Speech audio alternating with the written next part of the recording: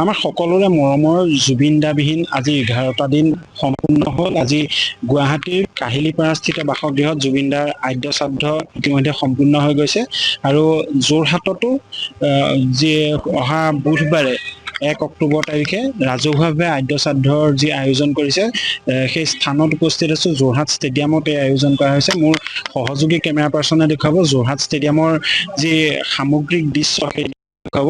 মই প্ৰথমে অনুৰোধ জনাম যিটো ইয়াত যি প্ৰথমে এটা নামঘৰ প্ৰতিষ্ঠা কৰা হৈছে। ইয়াতে পুৰা নাম প্ৰসংগ কৰা হ'ব, উঠা নাম, দিহা নাম আদি বিভিন্ন ধৰ্মীয় কাম কাজ আছে। সেই কাম কাজসমূহ এই স্থানত কৰা হ'ব আৰু ইয়াতে 2000 ভকত বৈষ্ণৱে একেলগে নাম পৰিৱেশন কৰিব আৰু তাৰ পিছতে যি যোৰহাট ষ্টেডিয়ামত যি এক সমগ্ৰ উজনি অসমৰ বাবে অতি মৰমৰ শিল্পী জুবিন গাৰ্গৰ যি শ্ৰদ্ধাঞ্জলি জনোৱা অনুষ্ঠান আছে, সেই শ্ৰদ্ধাঞ্জলি অনুষ্ঠানৰ যি স্থান আছে সেই স্থান দেখুৱাবলৈ মই সহযোগী কেমেৰা পাৰ্চনজনক অনুৰোধ জনাম।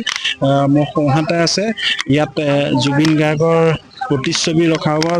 যি স্থান আছে সেই স্থান মই সম্ভৱ হয় যদি অনুৰোধ জনাম। সেই স্থান বৰ্তমান যিসমূহ সমিতি আছে, উদযাপন সমিতি তেওঁলোকৰ সভা অনুষ্ঠিত হৈ আছে আৰু তাৰ ঠিক আগত মণ্ডপ তৈয়াৰ কৰা হৈছে। সেই স্থানতে জুবিন গাৰ্গৰ প্ৰতিচ্ছবি আৰু লগত এখন গীটাৰ থাকিব আৰু সেই স্থানতে চিতাভস্ম ৰখা হ'ব। তাতে যোৰহাটবাসী তথা সমগ্ৰ উজনি অসমৰ জুবিন অনুৰাগীয়ে তেওঁলোকে আহি তাতে শ্ৰদ্ধাঞ্জলি জনাব আৰু সমগ্ৰ যোৰহাট ষ্টেডিয়ামখন ইতিমধ্যে জুবিন গাৰ্গৰ বিভিন্ন হোৰ্ডিং পোষ্টাৰে ইয়াত সজাই তোলা হৈছে। জুবিন গাৰ্গক শ্ৰদ্ধাঞ্জলি জনাবৰ সকলো কেৱল যোৰহাটবাসী নহয়, যোৰহাট আৰু ইয়াৰ দাঁতি কাষৰীয়া যিসমূহ জিলা আছে সকলো ব্যাকুল হৈ আছে। তেওঁলোক সকলো আহিব বুলি আশা কৰা হয়। ইতিমধ্যে প্ৰায় 1 লাখৰো অধিক সমাগম সেই বৃহৎ সমাগমৰ প্ৰতি লক্ষ্য ৰাখি ইয়াত সকলো দিশ সামৰি বিভিন্ন স্থানত যিসমূহ মণ্ডপ তৈয়াৰ কৰা হৈছে। মোৰ সহযোগী কেমেৰা পাৰ্চনক জনাম এই যিটো স্থান আছে, যি স্থান আছে এই স্থানতে জুবিন গাৰ্গৰ যি পৰিয়ালৰ যি মাংগলিক অনুষ্ঠানসমূহ হ'ব বুলি কৈছে, এইসমূহ স্থানত হ'ব। যিটো 13 দিনৰ অন্তত যি মাংগলিক অনুষ্ঠান হয় সেয়া এই স্থানত অনুষ্ঠিত হ'ব আৰু ইয়াৰ পিছত যিসমূহ ইয়াৰ যি সমাগম মই কেমেৰা পাৰ্চনক অনুৰোধ জনাম যি ৰাইজ আহিব যোৰহাটৰ হওক বা সমগ্ৰ উজনি অসমৰ হওক, সকলোবোৰ এই প্ৰথম গেটেদি সোমাই আহিব আৰু এটা দীঘলীয়া শাৰী হ'ব। সেই শাৰীয়েদি আহি এটা গোটেই ষ্টেডিয়ামখন ষ্টেডিয়ামেদি আহি তেওঁলোকে শ্ৰদ্ধাঞ্জলি জনাই পুনৰ দ্বিতীয়খন গেটেদি ৰাইজ ওলাই যাব পাৰিব আৰু যিসকলে ইচ্ছা কৰে সমগ্ৰ অনুষ্ঠান অলপ সময় চাবলৈ ইচ্ছা কৰে, তেওঁলোকে ষ্টেডিয়ামৰ গেলেৰীত বহি সমগ্ৰ দৃশ্যৰ যি তেওঁলোক সাক্ষী হ'ব পাৰিব। ইয়াত সজাই পৰাই তোলা হৈছে আৰু যিহেতু মাজত মাত্ৰ আৰু এটা দিন আছে, ইতিমধ্যে প্ৰস্তুতি প্ৰায় সম্পূৰ্ণ কৰিছে ক'ব লাগিব। জ্যেষ্ঠ নাগৰিকৰ বাবে এটা মণ্ডপ জ্যেষ্ঠ নাগৰিকসকল বহিব পাৰিব আৰু চিকিৎসাৰ ক্ষেত্ৰতো ইয়াত ব্যৱস্থা কৰা হৈছে। SDRF বাহিনী সাজু হৈ থাকিব, সকলোখিনি ইয়াত থাকিব আৰু যিহেতু পুৱা 8 বজাৰ পৰা ইয়াত সৰ্বধৰ্ম প্ৰাৰ্থনা সভা হ'ব। সৰ্বধৰ্ম প্ৰাৰ্থনা সভাৰ দ্বাৰাই ইয়াত সকলো কাৰ্যসূচী আৰম্ভ হ'ব আৰু সমগ্ৰ দিনটো এই হেৰিত থাকিব আৰু আমি যদি কথা পাতিবলৈ চেষ্টা কৰোঁ, ইয়াত যিসকল উদ্যোক্তা আছে আমি তেওঁলোকৰ সৈতেও কথা পাতিবলৈ চেষ্টা কৰিম। কিন্তু ইয়াত যিসমূহ ব্যৱস্থা কৰিছে অতি নিয়াৰিকৈ অতি সুন্দৰভাৱে ইয়াত সকলো জুবিন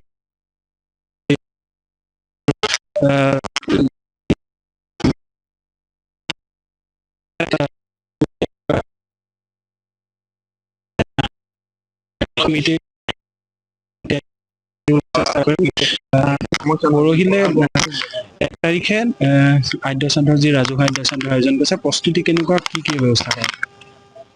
নমস্কাৰ। দেখিছে আপোনাৰ ছবিটো, শ্ৰদ্ধাঞ্জলি অনুষ্ঠানটোৰ নাম দিয়া হৈছে জুবিন গাৰ্গৰ প্ৰথম মৃত্যু তিথি। ইতিমধ্যে মই নাম সমিতিত আছোঁ। নাম সমিতিৰ পৰা নামঘৰ হ'ব, এখন নামঘৰ তৈয়াৰ হৈ আছে, তাত আকৌ মণিকূট তৈয়াৰ হৈ আছে, থাপনা তৈয়াৰ হৈছে। সকলোৰে আদৰৰ ঐতিহাসিক ঢেকীয়াখোৱাৰ নামঘৰৰ নামাচাৰ্য ভৰত মহন্ত প্ৰভুশ্বৰে নাম ল'ব। আৰু ঠিক তেনেধৰণে যোৰহাটৰ বিভিন্ন প্ৰান্তৰ ভকত বৈষ্ণৱসকলে ইয়ালৈ আহিব আৰু মইনাপুৰীয়া নামঘৰৰ বিশেষ অংশগ্ৰহণ কৰিব। ইতিমধ্যে আমাৰ সকলো সামগ্ৰী, যিখিনি প্ৰসাদ তিয়াবলৈ, ভকতক শুশ্ৰূষা কৰিবলৈ যিখিনি সামগ্ৰী লাগে, ঢাৰি ধৰা, শৰাই সঁফুৰা, কলপাত ইত্যাদি যাৱতীয় ব্যৱস্থাখিনি ক্ৰমাগতভাৱে সংগ্ৰহ হৈছে, গোটাই গোটাই আগবঢ়াইছোঁ। এই মুহূৰ্তত আপোনাৰ মাধ্যমে আমি সমগ্ৰ জুবিন প্ৰেমীসকলক, যোৰহাটৰ ৰাইজক, অসম প্ৰেমীসকলক অনুৰোধ জনাব বিচাৰিছোঁ, এয়া হ'ল এটা আধ্যাত্মিক ক্ষেত্ৰ হ'ব। 1 তাৰিখে ভক্তিৰ মাৰ্গত থাকিব আৰু সমগ্ৰ সময়কণ বৈষ্ণৱ ভকতসকলে নাম প্ৰসংগ কৰিব, গায়ন বায়ন কৰিব, মৃদঙীয়া খোল হ'ব, দিহানাম হ'ব আৰু বিভিন্নজনে শ্ৰদ্ধাঞ্জলি অনুষ্ঠান বিভিন্ন প্ৰকাৰে আগবঢ়াব। সকলো ব্যক্তিয়ে যিমান পাৰে জাতীয় পোছাকেৰে ইয়ালৈ অহাটো আমি কামনা কৰিছোঁ, যাতে সকলোৱে এনেকুৱা এটা আধ্যাত্মিক পৰিৱেশত বিলীন হৈ যাব পাৰে। আৰু আমাৰ উদ্দেশ্য এটাই হ'ব লাগে যে জুবিন গাৰ্গক যেতিয়া আমি ভাল পাওঁ আৰু যিটো আমাৰ ৰীতি নীতিৰ মাজেৰে জুবিন গাৰ্গৰ পৰিয়ালটোক যোৰহাটৰ ৰাইজ সেৱকী হিচাপে উদ্ধাৰ কৰিব লাগে, এই মটোটোক লৈ পেলাই আমি নিস্বাৰ্থভাৱে কাম কৰি গৈ আছোঁ। আৰু ইয়াত 1 লাখৰ অধিক জুবিন প্ৰেমী সমাৱেশ হ'ব বুলি আশা কৰা হৈছে। তেওঁলোকৰ বাবে সুবিধা কেনেকুৱা হ'ব, কোনফালেদি আহিব, কি সুবিধা? ইতিমধ্যে আপোনালোকৰ এখন প্ৰেছ মিট জিলা উপায়ুক্তই কৰিছে যোৱাকালি, আৰু তাতে গোটেইখনৰ মানচিত্ৰখন আঁকি দিছে। কোন দিশেৰে, কোনখন গেটেৰে ভক্তসকল আহিব শ্ৰদ্ধাঞ্জলি দিবলৈ, কোন দিশেৰে ওলাই যাব, কোনডোখৰ জেগাত প্ৰসাদ পাব। কেতিয়াবা খেলি মেলি হ'ব পাৰে, অজস্ৰ যদি আপুনি কোৱাৰ দৰে 1 লাখ মানুহ আহে, খেলি মেলি হ'ব পাৰে। বতৰ বেয়া হ'লেও বেলেগ কিবা এটা হ'ব পাৰে। বতৰ বেছি, আজিৰ নিচিনা প্ৰখৰ ৰ'দতো আমি ঘূৰি এই পথাৰখনত কাম কৰি আছোঁ, অসুবিধা হ'ব পাৰে। সকলোবিলাক ত্যাগ বুলি ল'ব লাগিব। আমি সকলোবিলাক কষ্টক ত্যাগ বুলি মানসিকতাৰে লৈ আমি আমাৰ এই কামটো কৰিব লাগিব। ইজনে সিজনলৈ ঠেলি নহয়, কওকচোন কি কৰোঁ আমি, আহক এনেধৰণে। কাৰণেও কাকো ঋণাত্মক দৃষ্টিভংগীৰে নলৈ আমি আহকচোন কি কৰোঁ, কেনেকৈ কৰোঁ, ইজনে সিজনৰ দিহা পৰামৰ্শৰ মাজেৰে কৰি গ'লে আমি সমাধানৰ সূত্ৰ ওলাব পাৰিম। নিশ্চয়কৈ এতিয়া এনেদৰে যি আৰু মাত্ৰ মাজত এদিন আছে, এই এদিনৰ পিছতে জুবিন গাৰ্গক যি ৰাজহুৱা শ্ৰদ্ধাঞ্জলি জনোৱা হ'ব, তাৰ বাবে ইতিমধ্যে সকলো প্ৰস্তুতি ইতিমধ্যে তুংগত হৈছে। এই মুহূৰ্ততো সভাত উপস্থিত আছে মন্ত্ৰী বিমল বৰা, উপস্থিত আছে মন্ত্ৰী পবিত্ৰ মাৰ্ঘেৰিটা ডাঙৰীয়া, উপস্থিত আছে। সকলোৱে এতিয়া এনেদৰে প্ৰস্তুতি চলাইছে অহা পৰহিলৈ 1 অক্টোবৰত যিজন সকলোৰে মৰমৰ জুবিন গাৰ্গক ৰাজহুৱা শ্ৰদ্ধাঞ্জলি জনাব বাবে। যিকোনো খবৰৰ বাবে যোগাযোগ কৰক 7099017330 লগতে 7099017110 নম্বৰত।